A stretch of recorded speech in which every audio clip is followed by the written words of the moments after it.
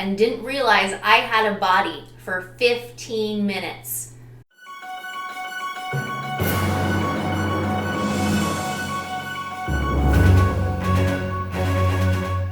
Hey, I'm Jimmy. And I'm Ashley, and we are Psyched 4. 1 week ago, Colorado voters voted yes on the most progressive psychedelic legislation in the United States and possibly the world. I was part of the natural medicine campaign that helped push Colorado Proposal 122 over the finish line. I'm going to go over 3 reasons of why I supported the campaign and one area that I have some serious concerns. I support decriminalization policy, but didn't support 122 because I have a list of concerns. Well, Ashley, why don't you start us off by letting us know what were your concerns and why you voted no on 122? I'd love to go over my list of concerns. The passage of Proposition 122 gives us new options and hope for healing. I didn't support the measure because it didn't include any funding or plans for education under personal use. Public education is a critical component of effective decriminalization policy. Although psychedelic substances have been used for centuries, Coloradans lack a basic understanding of how to use the substances this bill allows them to purchase safely. Moving forward, community outreach and education will be critical to effective implementation of 122. To be successful, Colorado needs statewide psychedelic education to provide people with accurate information on how to use these substances safely. Creating this program will be a massive undertaking. It will be critical moving forward that all stakeholders are involved in the creation and implementation of these programs. Reason number 1, I voted for Initiative 122 in Colorado. These medicines heal. I genuinely believe in my heart and mind that this will be the precipice for the most significant advancement in healthcare of our lifetime. Mental health is the number 1 influence on overall health, and when used correctly and intentionally in a community healing model or in a therapeutic setting, psychedelics offer advancements unmatched by any other health modality. When we first decriminalized magic mushrooms here in Denver, I knew that these psychedelic substances would be moving towards a medical model. And with the passing of 122, that is exactly what we have done. I didn't support 122 because we need more time and research to safely and effectively harness the healing powers of these psychedelics. Too much too soon could compromise promising research in the field of psychedelic medicine. DMT and Ibogaine are especially concerning. These compounds are found in nature, but Ibogaine carries serious risks, including cardiac arrhythmia and even death. Synthetic DMT, which can be consumed in a vape pen, can take the user on a 15-minute out-of-body psychedelic ride. I took 1 hit and didn't realize I had a body for 15 minutes. What's the potential for abuse of this drug? According to the National Institute on Drug Abuse, we don't know. These drugs are already on the black market. By decriminalizing purchasing, we're enabling the black market to flourish. The abuse potential is high without any funding for harm reduction, public education, or addiction recovery services. A medical doctor offered me a DMT vape pen at a party once. I declined because I'm a psychedelic educator and knew exactly what would happen. How do you tell the difference between a nicotine vape pen, a cannabis vape pen, and a DMT vape pen? I don't know. Mess around and find out? The second reason that I voted for the Natural Medicine Healthcare Act in Colorado is that the time needed to be right now. Yesterday, Donald Trump announced that he would run for president in 2024. This means that the entire election cycle is going to be a mess and that any psychedelic ballot initiative would be drowned out by the political circus that will be forced upon us by the corporate media.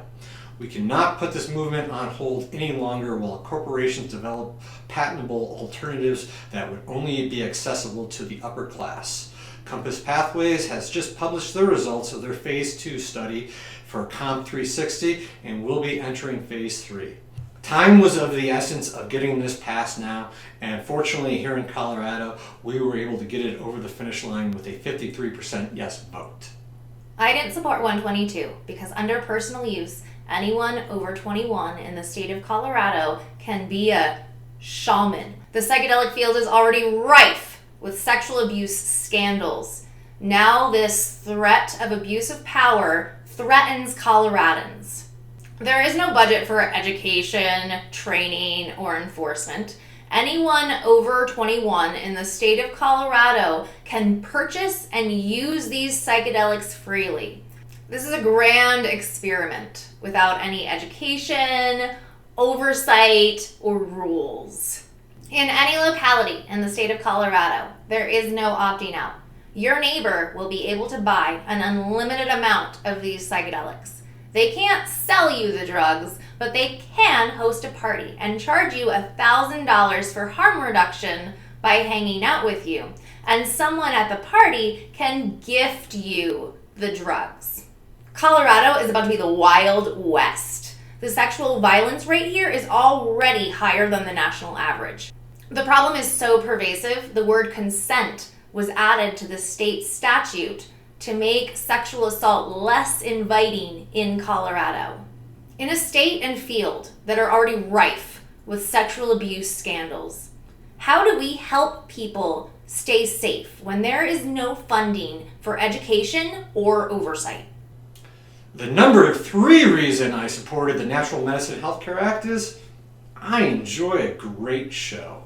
Colorado has just become the psychedelic capital of the world, and Denver right outside our window has become mission control. There will be good, there will be bad, and there will be ugly that comes from this law.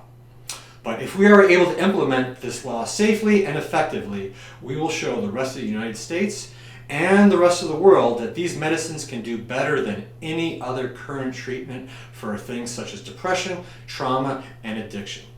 Where we fail, we can take those lessons going forward as the psychedelic movement moves on to other states. Psyched 4 will be your frontline news source reporting on all the victories and defeats that we will see over the next few years from this psychedelic legislation. Stay tuned and get your tickets by subscribing below.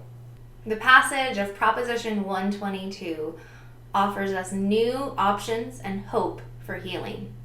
Moving forward, community outreach and education will be critical to effective implementation of 122. The number 1 reason I consider not voting for Colorado Proposition 122 is that it would immediately decriminalize the purchase and use of Ibogaine.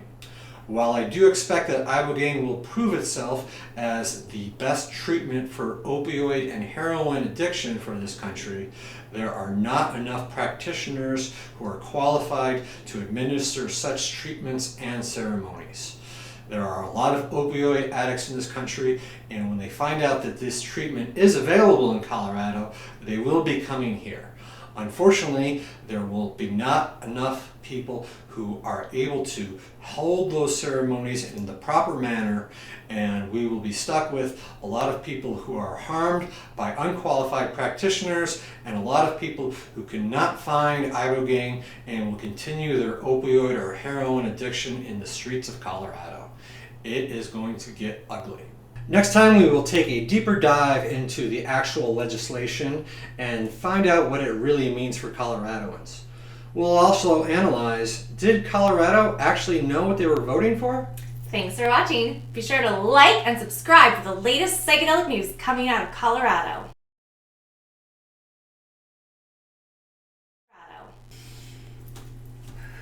You're gonna nail it the first time. I got this.